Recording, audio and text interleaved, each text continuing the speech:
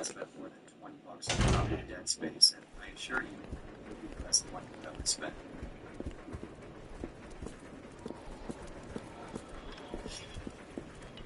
And this is where I really want to flex my creative muscles, because Dead Space is probably just as famous for its presentation as it is for its innovative gameplay. The overall look has this really style to it, and there are several important factors that all add up to an insanely effective and aesthetically pleasing game.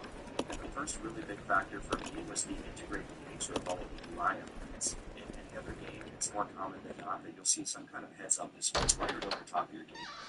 Something like a health readout, an encounter, maybe the XP bar or something of that nature.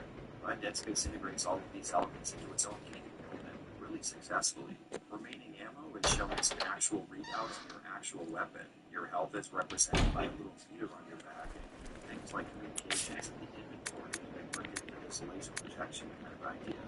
And at first, this doesn't seem like too major of a step to take. After all, the same information is available in the same ways, but having UI elements working in the game this just adds that one extra factor of immersion, which is really important.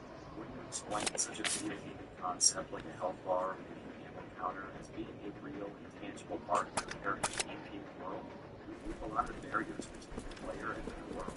In any other game, pulling up into a screen transports you to this other place with graphical elements that aren't really consistent with the rest of the game. Like, let's say in Resident Evil, the inventory cannot be described as fitting in with the rest of the environment around it. So pulling it up can be a reminder that, oh yeah, I'm playing a video game. Dead Space manages to put these things into its world, and if you ask me, it's probably the most successful application of that idea in modern video games. And since we're on the subject, Dead Space may have one of the most artistically consistent looks I've ever seen. I'm not quite sure how to describe the visual language of the game, but from the characters to necromorphs to devices around them. This is Delta Team. We have gained control of the train. Over. Understood. This does not make any sense. How was the T-virus leaked?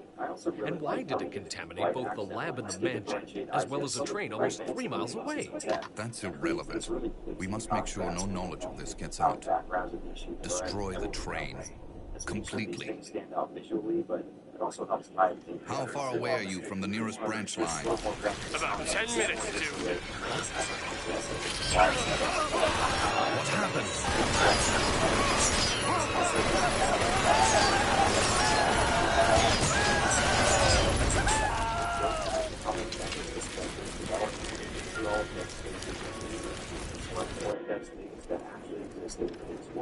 On top of that, Dead Space has this maniacal obsession with graphical tricks that use the environment to basic post-processing effects like small sparks and shadows. These small things do a lot for us to relatively simplistic and low-res nature of its textures moving models. For example, closing up the all its obvious that you can see great things. You could be forgiven for thinking this was a game that was released this year. Something as trivial as walking through a hallway you've already been down can be pretty intense just based on the change in light, a fixture flickering, or some long room in the cracked door. As an example, this necromorph was relatively unique, but it's clear he's not meant to tell it. The train will either derail or crash. I gotta stop this thing. Some lights. You got yourself one amazing and scary end.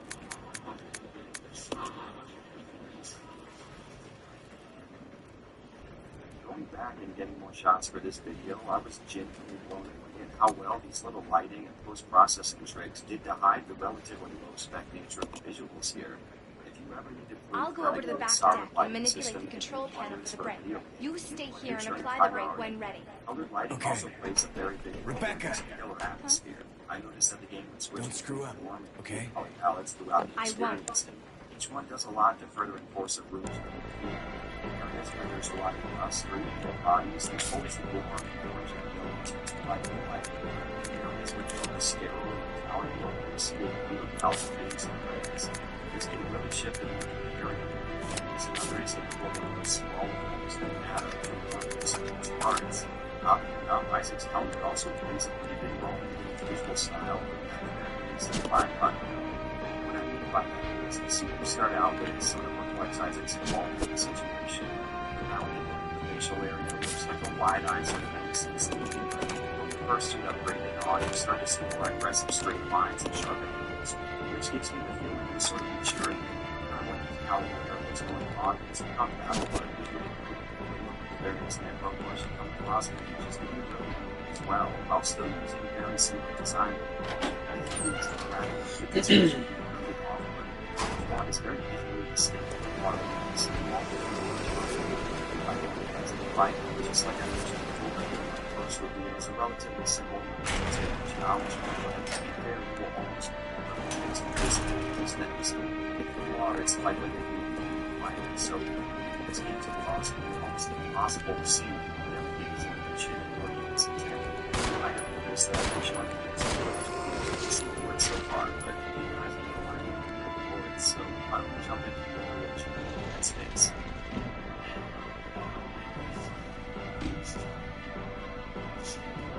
Starting with the Xbox 360, I'm distinctly very aggressive, despite the obvious downsides of going from the skin and CD to the 60.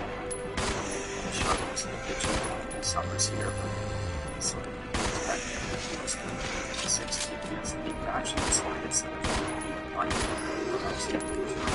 should also fit loudness to use that big the screen as a visual development, something hard with friends. And Dead Space did exactly running that trend, so it doesn't look as good as it theoretically should. On top of that, I'm using the Gen 1 360, which means I'm using video output, and I don't really trust the analog to digital conversion when my capture card would be doing, so I ran it through the frame space so I could get digital image. Now, I obviously lost a little bit of detail, sharpness, and color condition for something like this, but it's not the worst way to do it. Don't come any closer! One thing that could definitely be called a version inside the versions possible versions of 30 frames per second, but the screen is getting that threshold when the hardware starts to be taxed. I know it's fog and smoke culprits and slow down, but I'm going to once I'm speaking on right, it's going to slow down. Mark what I would call a rate of driving down especially to a relatively simple scene. Start seeing the game actually hitting the screen against target. As far as gameplay goes, there's really no difference at all. Picking up the game by control rather than using the keyboard and mouse felt natural as hell, which is probably a testament to how well James used controls are achieved. I do think that I've never been really good at shooting that really sense. I'm not sure why, but when it comes to shooting first and third person, I just can't use any good difference. That being said, as I spent more time with these console ports, I found myself getting really tired. But you're already used to this style of game, but disregard this a little bit. The good thing about Dead Space and PC port coming from that is that it's a 60 version offering 99% what you're not going to see. So you should check out what you should consider.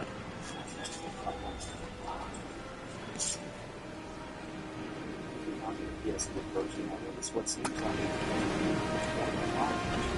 what's happening.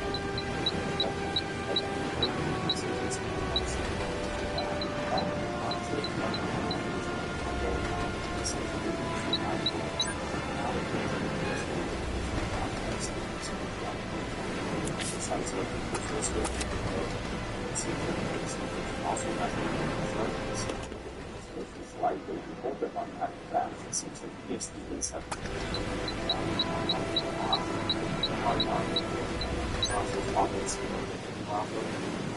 This is Rebecca. I have engaged the control device for the brake.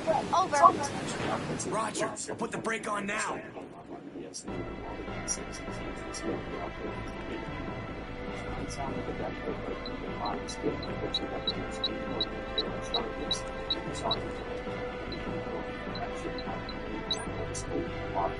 Obviously, I'm not sure how hard this whole thing is and how many video games are affected by consoles that can be affected.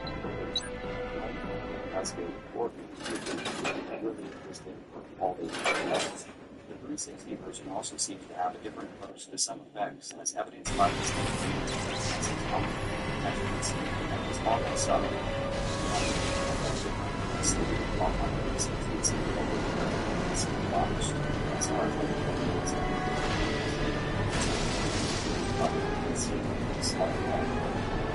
Obviously, that's not that I can find a shoot more accurately with this version. So, if you're going to play Dead Space and you absolutely cannot get your hands on a PC to play it on, the console version will be just as well. If you're used to playing games on console, it's pretty likely you'll be used to 30 FPS and some slowdown, so you don't downside from overload focus. However, there is another point to talk about when it's outside.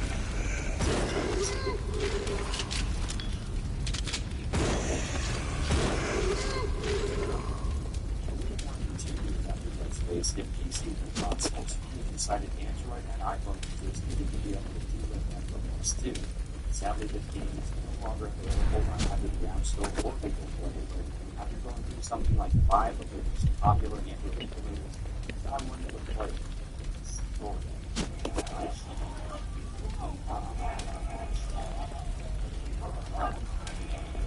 For some reason or another, I could only get one of several Dead Space games I downloaded to work, but that one kept me back to the home screen just when it started to heat up, so this won't be all ever. From what I can tell, this was since I'm forced to control this thing with a mouse, it's really unplayable since it needs multiple inputs at once, but as you might imagine, actual touchscreen controls would definitely be better. Second, I'm in a position to play this game is with the least efficient control scheme imaginable, so I can't exactly pass judgment on it that way. And they show poor performance, so I can't really see how well they ran either. So it's just that Space was a one-time mobile game and no longer is. That's about all I'm willing to say with about that sometime. Coming back to a version of the game, actually run. I just couldn't finish this video off without touching on one of its most impressive features. I think the guy that this role really understood that visuals and tech design can be all well and good, but above all else, sound is the interactive types of experience together and won't help with it.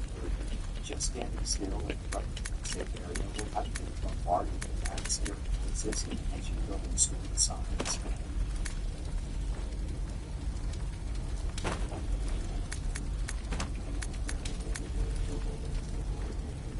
There are more traditional music tracks that the action, but mostly the soundtrack is made up of soft, drawn-out tones that makes it very quiet in the background. When I'm having taken to this, the real emphasis seems to be on sounds you would probably assume that you've heard on James Shakespeare and Vessel, Bruce, Travis, Lion, of course the sound of the understood whatever it is the sound effects like shooting attacks have a surprisingly punchy sort of audio feedback, and each of the game enemies has the same noise that'll let you know what's in the game before you actually see it. But that brings me to my favorite aspect of this game's audio design. It's the incredible surround sound implementation. Honestly, Dead Space may have some of the absolute best surround sound including I've ever heard in a video game before. In some games, the surround sound elements might be included in certain environments, cutscenes, or audio tracks that best come back over the all sizes. And Dead Space has every single element perfectly represented by one. Making this one of the games where you have minds completely 760 degrees of spatial awareness. If something's going on over your left shoulder, you're definitely going to know about it. It's probably double duty with a loud background sound effect, and you instinctively turn eyes around to see if there's a hoarded necromorphs coming up behind you, or something just up on the shelf. If you have a home theater set up or some 521 headphones, I'd say there is absolutely no better benchmark for audio excellence than Dead Space.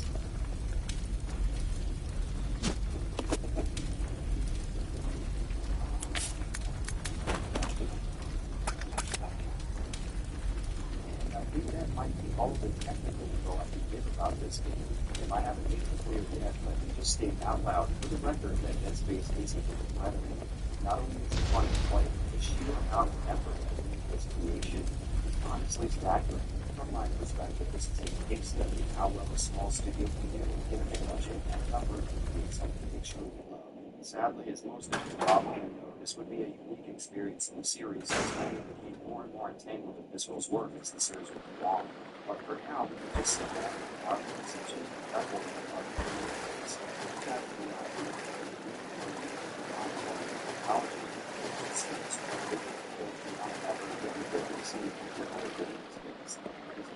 those storybook scenarios where hard work, diligence, and dedication really did win the day. The horror in the game was approached with real respect, meaning it's not all about deferring to jump scares, although... No problem. Just let me know what time early, and then, well, let me know what time tonight, and I'll be there early and shit. Totally expecting to get swarmed by The Umbrella Research Center?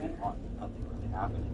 This kind of slow building, miserable atmosphere is exactly what I loved about the rest of the old Silent Hill games. So to say I was a little comfortable here would be a hell of an understatement.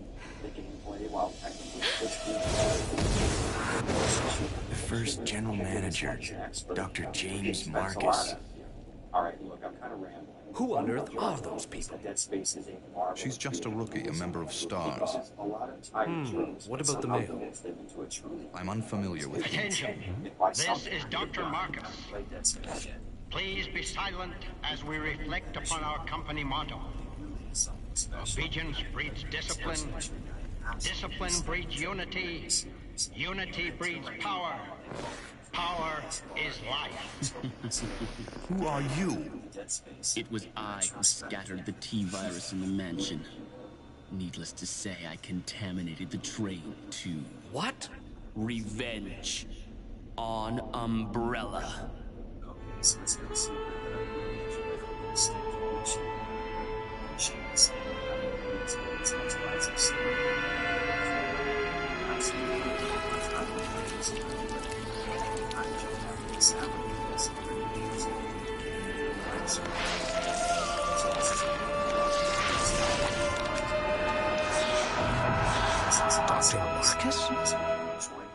Marcus?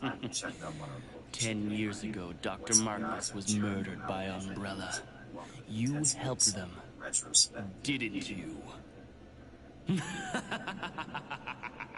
After the massive success of Visceral's first Dead Space game, the boys at EA got right to work on a follow-up. One that would outdo their first attempt in every way, and they did achieve that goal in at least one aspect. Dead Space 2 had a much larger budget than the first game, and nowhere is that more evident than in its advertising campaign. I'm sure you guys all remember the Your World Beats Dead Space review, a series of ads that took older women and sat them down in front of footage of the game. Of course, they used the more spicy takes to sell it.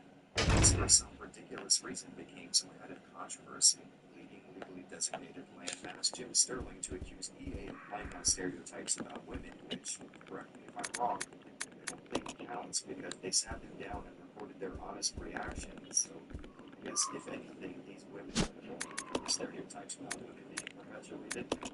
Yes, anyways, this is an accusation that ranks relatively in the middle on the dumb shit Jim Sterling says scale. Because if he thinks an ad campaign trying to play the "your lame parents would hate you," let's hope he never finds out how the majority of the game ads from the Genesis and SNES era. Manufactured and totally fictitious controversy aside, the one thing to take away from all this is that Dead Space 2 had a real budget backing it, and that won't exactly be relevant until we get a little further into this analysis. Although, before we go there, we should see if the ocean of cash is enough to write a story that achieves as much as the game that came before it. The story of the original Dead Space was kind of a hard act to follow. Sure, it left us with a bit of a cliffhanger, but it's not the kind of cliffhanger you want a resolution for. The story told a pretty complete tale, with Isaac essentially putting an end to all the insanity and getting off the Ishimura, and ideally that would be all she wrote. You know, sometimes it's okay to have a story that ends, one that has a satisfying start and a more satisfying finish. Dead Space's world is so big and so fleshed out that the writers made it possible to head back into that world without things feeling inorganic or manufactured. The universe that Isaac and the Ishimura existed in had a real foundation.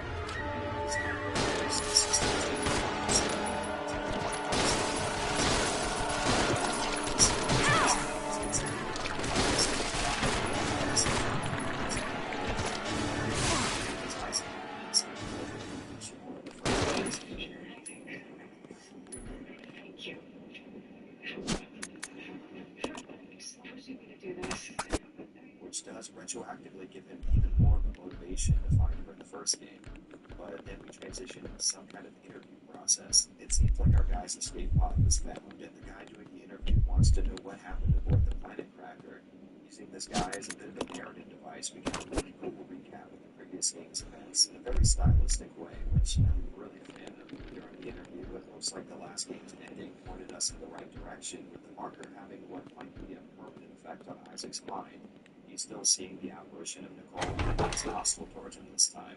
And judging by his wearing a steel jacket, we can assume that's not the only thing wrong with him mentally. After this scene, we're in Isaac's shoes as he's rudely awoken by someone who says they're trying to help him, before an infector jams his tentacle thing into the guy's head, and we get to watch the transformation process happen in real time, which is about as brutal as you would imagine. And as a side note, I was under the impression that this could only happen to corpses, but I guess that was never really said out loud in the previous game, so I'm willing to let it slide if it means we get an awesome close-up of what I'm calling the necromorphing process. After this, understandably, Isaac is on the run, and it looks like wherever he is, the necromorphing station is following him. At this point, I had about a million questions, but those needed to be put on hold, since I was essentially wrapped up in a perfect Isaac-sized burrito and surrounded on all sides by misshapen monster. This was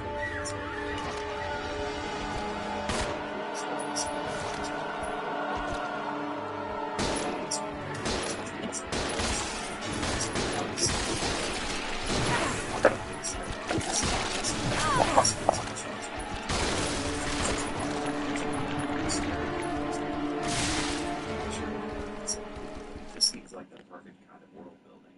Anyways, the entire time, but can't remember much of it due to the documentations and heavy amounts of sedation. God knows what these people have been pumping him full of. We're all gonna burn for what we did to you. At first, we're led to believe that he's here because of his experience with the punk that had driven him mad. But then we find out it's actually something the punk burlesque shenanigans in the right here. It seems like Luca has been busy these last few years using the knowledge imprinted on the brains of people who come into contact with Parker, and I have a little bit of an issue with this idea. For all we've learned about the market so far, it has no real positive benefits outside of the church, all can be praised, and I really don't understand why they would take such a risk, knowing full well the side effects of making one. Towards the end of the game, we get a single piece of dialogue explaining that they think it's some kind of infinite energy source, but we don't remember that being the case in the first game. That being said, there may have been something I missed, so we can call this one even.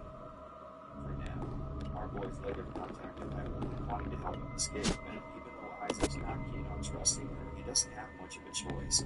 The giant space station is in the middle of a full-blown necromorph outbreak, and I guess the hell you don't know can't be too much worse than the hell you do, right? He also finds a fellow lab rat by the name of Strauss, who's, well, let's say a little worse off than Isaac. The rest of the story is spent going down several avenues with at the very least 2 backstabs incoming, leading to the findings too. Now, I'll be the first person to say the first